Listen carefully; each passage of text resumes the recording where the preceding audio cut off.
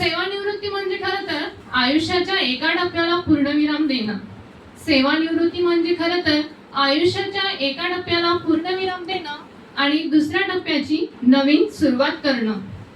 शासकीय सेवेचा गौरव करत असताना आजचा क्षण खरंच एक आनंदाचा क्षण आहे. परंतु त्याच वेळी आज नकळतपणे डोळ्यातून पाणीही येत आहे. माझ्या बाबांनी शासकीय सेवेत काम करताना ते नेहमी आपल्या कामाशी एकनिष्ठ राहिले. मनमिळाऊपणा, एकनिष्ठपणा, शिस्त अशी अनेक गुण मला त्यांच्याकडून शिकायला मिळाले. शासकीय सेवा करत असताना त्यांनी त्यांच्या कौटुंबिक जबाबदाऱ्याही यशस्वीपणे पार पडल्या.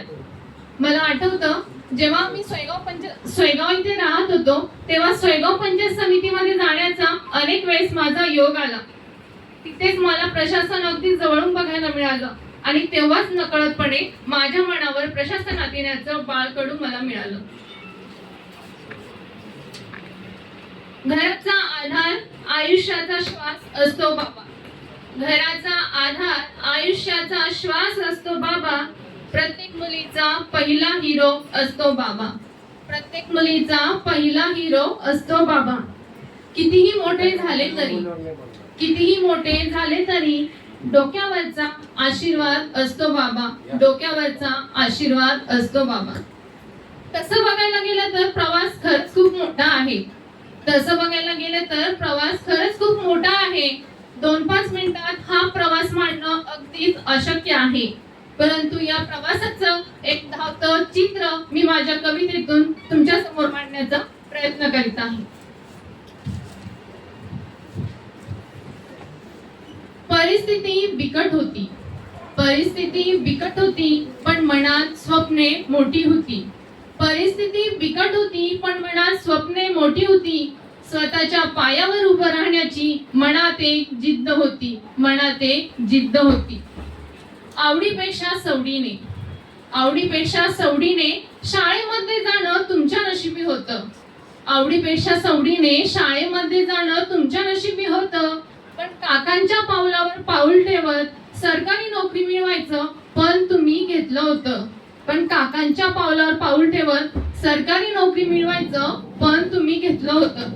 म्हणून प्रयत्न सुरू केले. वेळेप्रसंगी खाजगी जॉबही केला. पण हार मानली नव्हती. प्रयत्नांती परमेश्वर म्हणतात तसं 1997 सालची जालना केडपीची ती तुमची फर्स्ट ऑर्डर होती. आता पोस्ट तर मिळाली पण मनाला होम डिस्ट्रिक्टचं वेड लागलं होतं.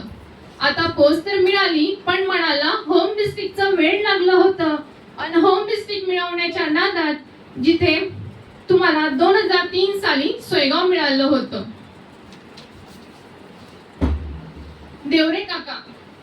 देवरे काका मागच्या वर्षी सेवानिवृत्त झालेले गायकवाड काका चाथे काका हे बाबांचे जुने सहकारी होते. ऑफिस सहकारी ते फॅमिली फ्रेंड होईपर्यंतचे नाते त्यांनी सगळ्यांशी खूप छान पद्धतीने जपले होते. आता होम डिस्ट्रिक्ट तर मिळालं होतं पण डोक्यात होम टाउनच्या तालुक्याची चाहूल लागली होती.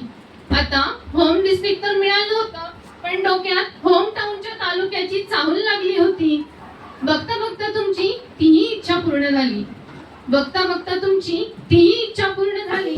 सिल्लोड पंचायत समितीची ऑर्डर तुम्हाला 2008 ला आली. तिथे मग शिक्षण विभाग असो की बांधकाम विभाग, सिल्लोड पंचायत समितीमध्ये काम करण्याची प्रदीर्घ संधी मिळाली. पुढे आळंद पीएससी व पालक पीएससीच्या माध्यमातून आरोग्य विभागात पण काम करण्याची एक नवीन संधी मिळाली. सुरुवातीची 12-24 आणि आताची 10-20-30 असलेल्या आश्वासित प्रगती योजनेचा लाभ घेणं सुरू होतं. पण मध्येच प्रमोशनची ऑर्डर आली. ज्या शहरातून करिअरला सुरुवात केली होती, ज्या शहरातून करिअरला सुरुवात केली होती तिथेच आज सेवानिवृत्त होण्याची वेळ आली. तिथेच आज सेवानिवृत्त होण्याची वेळ आली. खरंच सोपं नव्हतं. खरंच सोपं नव्हतं एकट्याने 28 वर्षांची शासकीय कारकीर्द पूर्ण करणं. खरंच सोपं नव्हतं एकट्याने 28 वर्षांची शासकीय कारकीर्द पूर्ण करणं. म्हणून इथं विशेष कौतुक करावंसं वाटतं मला माझ्या आईचं. म्हणून इथे विशेष कौतुक करावं वाटतं मला माझ्या आईचं, कारण तिने कधीच सोडलं नव्हतं. त्यांनी दिलेल्या हाकेला साथ देणं आणि घरच्या कौटुंबिक जबाबदाऱ्या पार पाडणं. त्याचंच फलित म्हणून मला सांगायला अभिमान वाटतो. त्याचंच फलित म्हणून मला सांगायला अभिमान वाटतो. तुमच्या मार्गदर्शनामुळे, सहकार्यामुळे माझं मंत्रालयामध्ये सिलेक्शन होणं. तुमच्या मार्गदर्शनामुळे, सहकार्यामुळे माझं मंत्रालयामध्ये सिलेक्शन होणं. जेव्हा तुम्ही इतरांना सांगता हीच ती माझी मुलगी जी मंत्रालयामध्ये होती. जेव्हा तुम्ही इतरांना सांगता हीच ती माझी मुलगी जी मंत्रालयामध्ये होती, तेव्हा खरंच माझी छाती अभिमानाने फुलून येते. ऊन पाऊस वादळ वारा अशी कितीही संकटे आली तरी दर चतुर्थीला राजूरच्या गणपतीला जाणे त्यांनी कधीच नव्हतं सोडलं.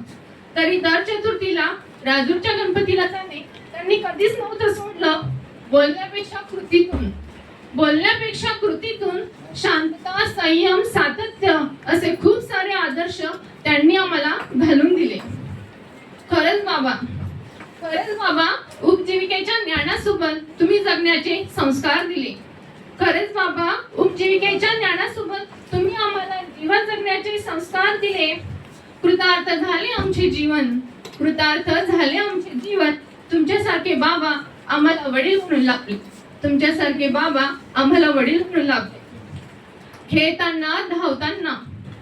खेळताना धावताना लहानाचं मोठं करताना आयुष्याच्या प्रत्येक वळणावर आमच्या सोबत खंबीरपणे उभं राहताना. खेळताना धावताना लहानाचं मोठं करताना आयुष्याच्या प्रत्येक वळणावर आमच्या सोबत खंबीरपणे उभं राहताना तुमचं स्वतःसाठी जगणं मात्र राहूनच गेलं. आता इथून पुढं मनसोक्त जगायचं.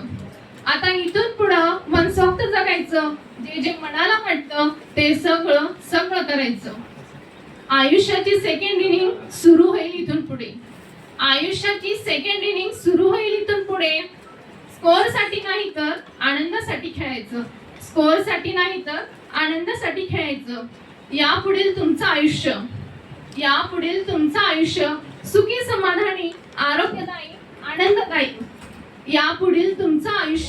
समाधानी, आनंददायी असावं हीच माझी